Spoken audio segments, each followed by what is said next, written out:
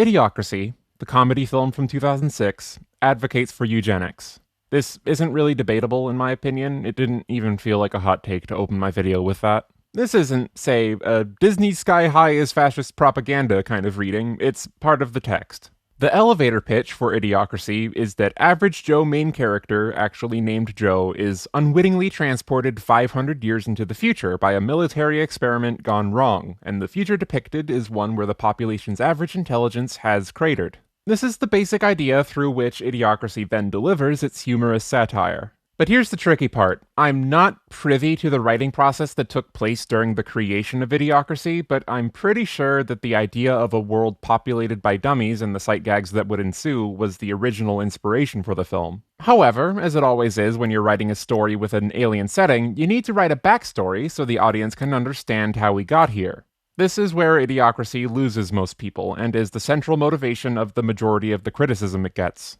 The opening sequence of Idiocracy is an extended documentary-style prologue where a narrator describes the process by which natural selection no longer favors the most intelligent of us in society, resulting in a gradual dumbing down of humanity.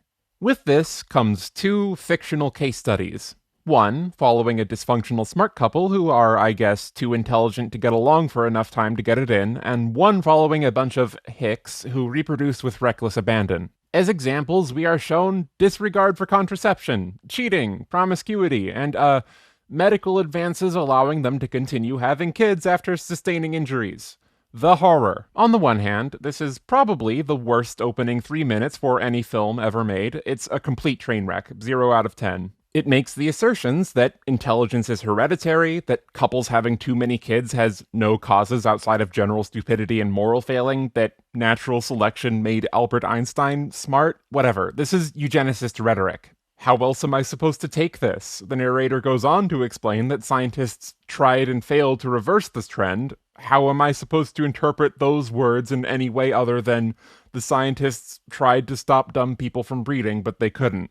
Some had high hopes that genetic engineering would correct this trend in evolution. What kind of genetic engineering? Can you explain? If you're subscribed to me, you already know why this is factually, morally wrong, and I'm not in the mood to bloat this video's runtime with a dismal history lesson.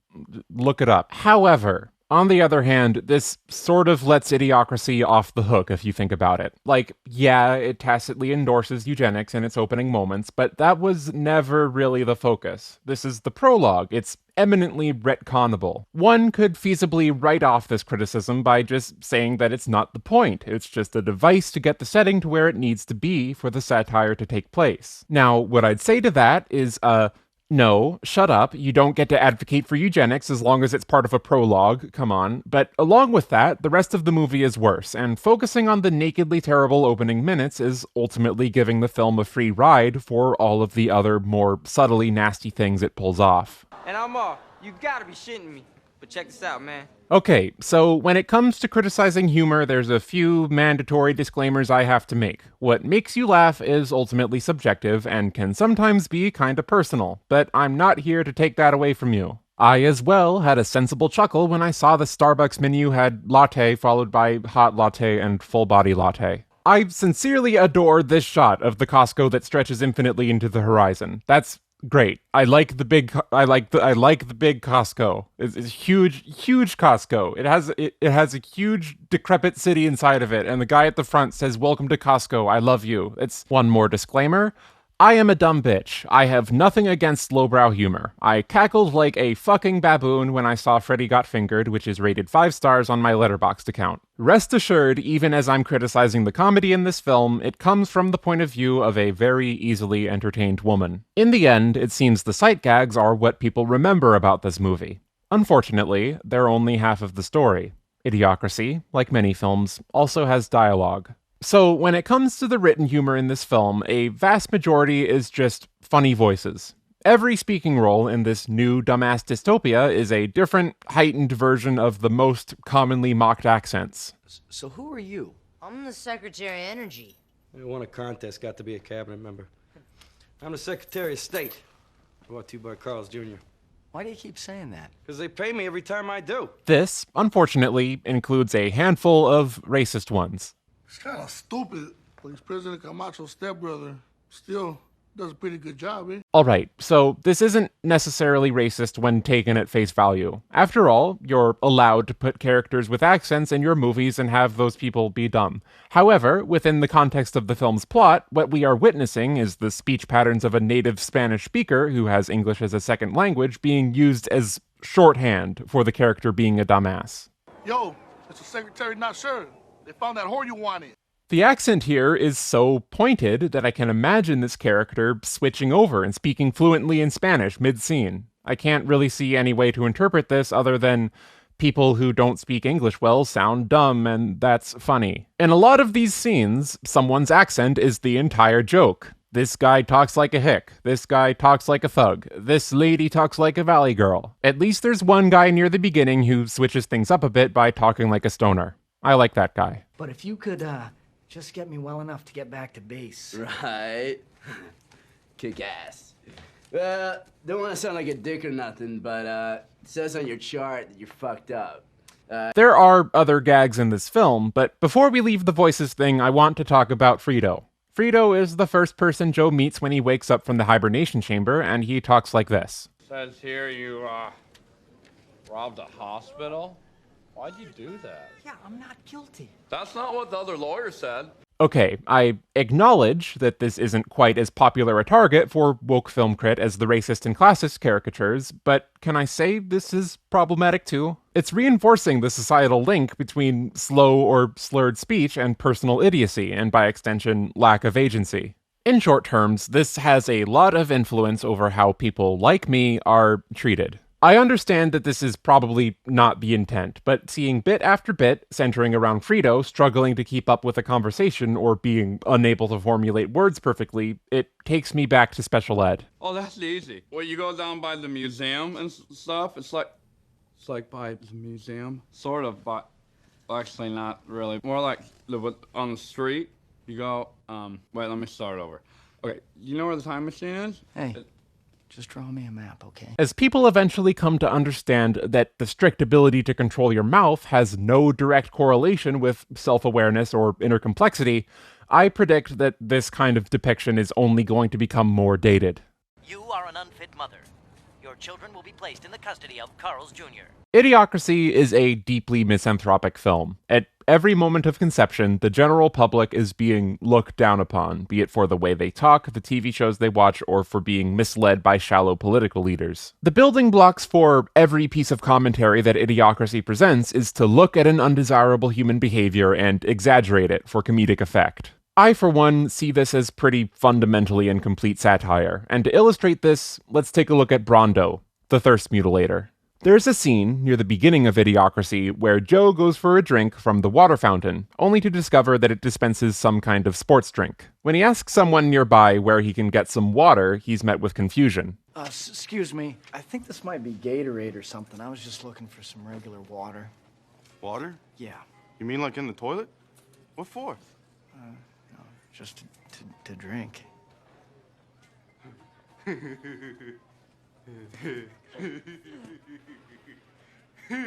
After Joe gets a job in the White House because he got the highest IQ score in the country while in prison, he hears quite a bit about crop failures and dust storms from President Terry Crews and is given the job of fixing it under threat of more jail time. Joe is at a loss for how to do this until he discovers that the crops are being irrigated with that same sports drink that was in the water fountain. And then, finally, the voiceover guy comes in to give the backstory. Brondo the Thirst Mutilator had come to replace water virtually everywhere. Water, the basic component of all life, had been deemed a threat to Brondo's profit margin. The solution came during the budget crisis of 2330, when the Brondo Corporation simply bought the FDA and the FCC, enabling them to say, do, and sell anything they wanted. This is probably the most well-executed and, dare I say, prescient gag in the entire film. However, as a satire, it seems completely opposed to everything else that Idiocracy is trying to say. Like, Brondo isn't being cartoonishly dumb here. Quite the opposite. They're being manipulative, bottom-line driven, and to a parodic level, smart.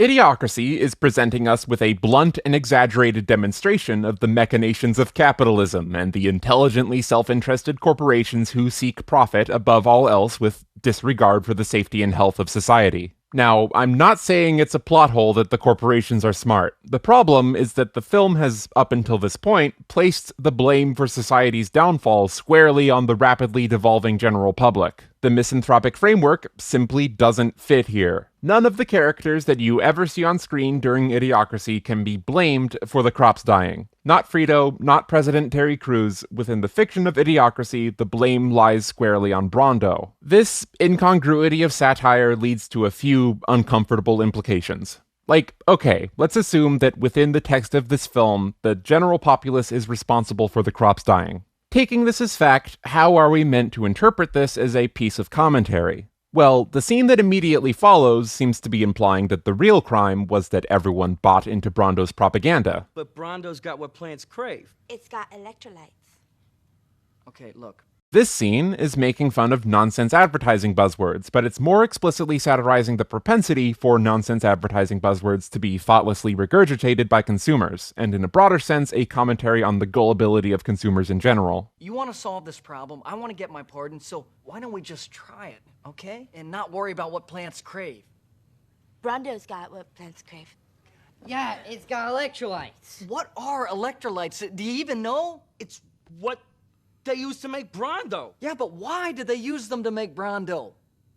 Because Brando's got electrolytes.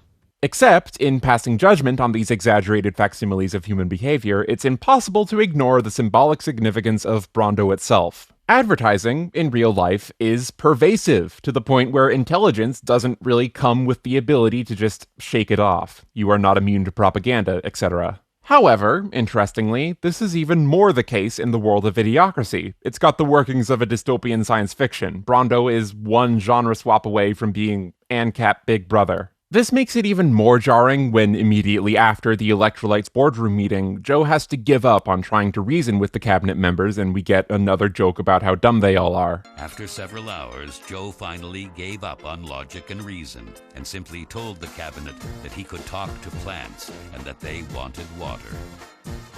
He made believers out of everyone.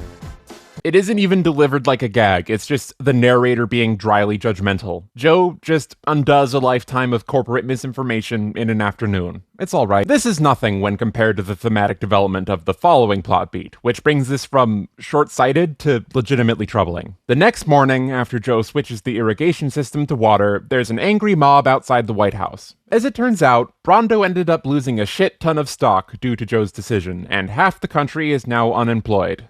Now, even within the context of this film, Joe has undeniably fucked up here. He made a rash decision based on incomplete information, and now half the country has been laid off. This is where the narrator guy chimes in. Given enough time, Joe's plan might have worked. But when the Brando stock suddenly dropped to zero, leaving half the population unemployed, dumb, angry mobs took to the streets, rioting and looting, and screaming for Joe's head. Again, I really doubt this was intentional. But if Ow My Balls is a satire of reality TV, if Brando is a satire of corporate monopolies, this reads as a satire of labor protests. Within the film's fiction, these people are dumb for having not put absolute trust in Joe's decisions, even as their livelihoods have been taken away. And as someone who is, 14 years after this film's release, currently living through the worst unemployment crisis of my country's recent history, I really don't know how I'm supposed to take this. The repercussions of Joe's actions really just aren't dwelled on. This is just the thing that gets Joe thrown right into the film's climax in the Dildo Monster Truck Coliseum, where the tension rides solely on Rita discovering that the plants have sprouted and trying to find a way to show everyone that Joe's plan was beneficial after all.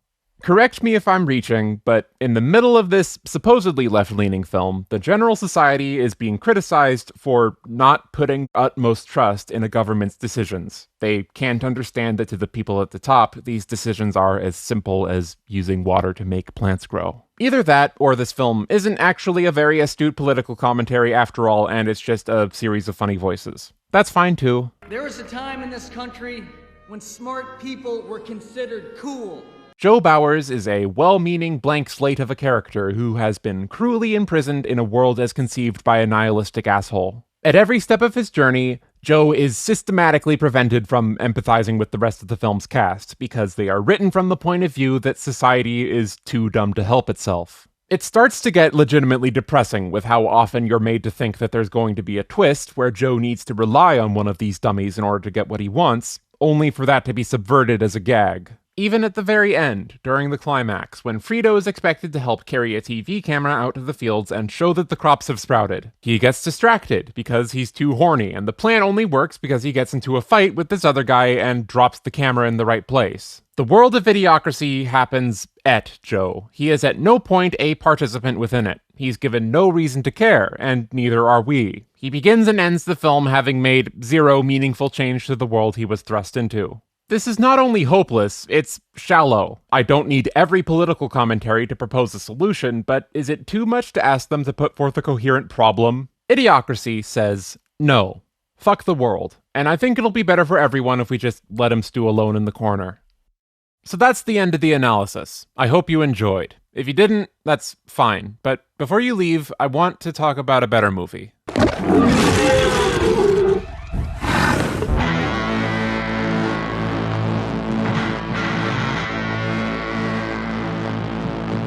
Sorry to Bother You follows main character Cassius Green as he attempts to climb the corporate ladder of a telemarketing center. In case you haven't seen it, I'll keep things vague for this video. In simple terms, Sorry to Bother You is the good version of Idiocracy. The surface level similarities are pretty clear. They're both dystopian-flavored political satires, taking place in a comically exaggerated version of our current society, but there are a few key differences. First, and probably most apparently, Sorry to Bother You doesn't take place in the future. Its reality is content with simply being heightened and surreal, which has a few benefits. There isn't even an opportunity to advocate for eugenics while trying to explain how the world got to be like this. Furthermore, it allows for stuff like this background gag. The walls of this cubicle having a technical-looking bar graph hung next to a minimalist painting of that same graph. There's no obvious logical explanation for this, and there doesn't need to be. It's just confounding and thought-provoking and funny in a very simple way. I have given more thought to this background detail than I have to most films. A more important distinction, though, is that no one in Sorry to Bother You is stupid, or even necessarily evil. The characters are all richly developed, and the focus of the satire is rightly brought to the systems they live in. Even the archetypal evil CEO of a company which is essentially driven by slavery is presented as neither incompetent nor malicious. Rather, he is the natural result of a reasonable person who decides that profit is an unquestionable good. There isn't even a lick of misanthropy to be found within the entire runtime of this film, and by extension, it handily dodges the pitfalls that Idiocracy tripped right into in its efforts to criticize both the general populace and the systems ruling them at the same time. But to me, Sorry to Bother You is truly saved by way of Cassius Green and his arc. See, Cassius begins the movie with the goal to be Joe. He wants to just be out for himself, with the world as an obstacle for him to overcome in his quest for personal meaning. But unlike Joe, Cassius swiftly discovers that he is, in fact, a participant in the society he lives within, and his actions have wide-reaching consequences that are directly reckoned with. Sorry to Bother You has a beat that's close in structure to Joe accidentally causing that unemployment crisis, but instead of being near the end, it's the catalyst for the second and third act, and it, quite frankly, goes places. It might sound like I've spoiled this film for you, but I haven't. Trust me. This whole video was just a trick to get you to watch Sorry to Bother You. I win.